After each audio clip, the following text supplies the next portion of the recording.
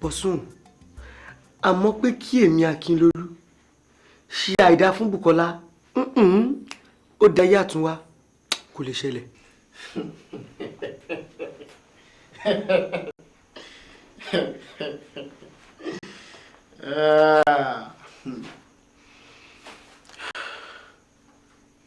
Akin, kí ló fi ń ṣeré? O mọ òfin ẹgbẹ́ wa ni. Tó bá mọ̀, o ní try ẹ̀. O mọ̀ pé forgiveness is a sin. My only advice for you, Akin, is to do it.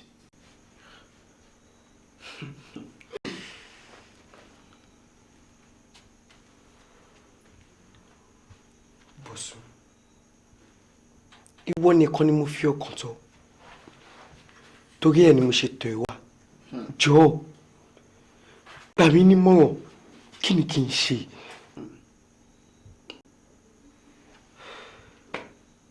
Akin. Yes. Mo understand.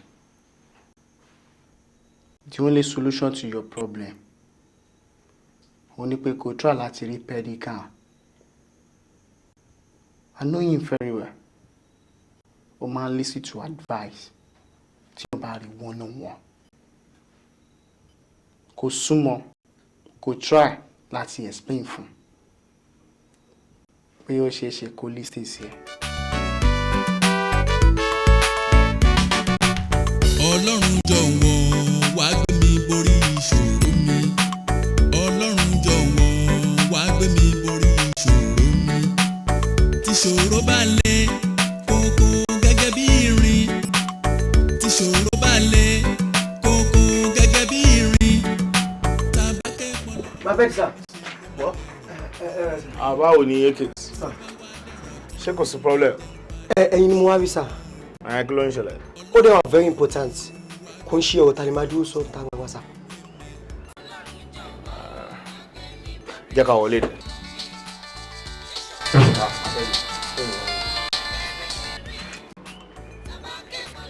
What?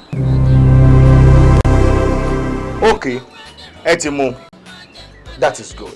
Very, very good. Ẹ dúró ń bẹ̀ yẹn sìn mú bọ̀ àbáyín. Ní ìsinsìn mú bọ̀ àbáyín. Thank you very much. Okay, gbà. Akin. Sir. Ibi tí mò ń lọ yìí, àjọ máa débẹ̀ ni fún ìlọsíwájú ẹgbẹ́ ni. Gbogbo nǹkan tó bá wù ẹ́ tó fẹ́ sọ, tá bá padà dé máa sọ fún mi. Ṣó ti yẹ? Let's go.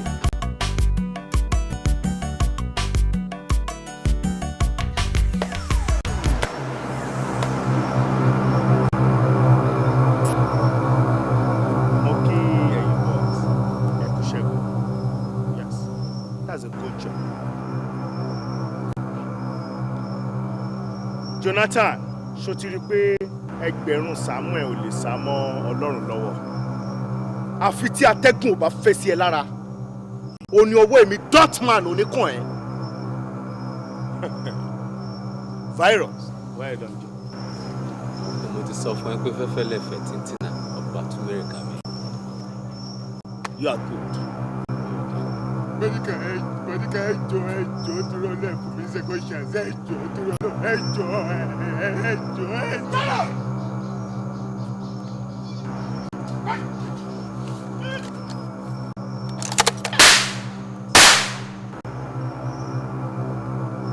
Basta!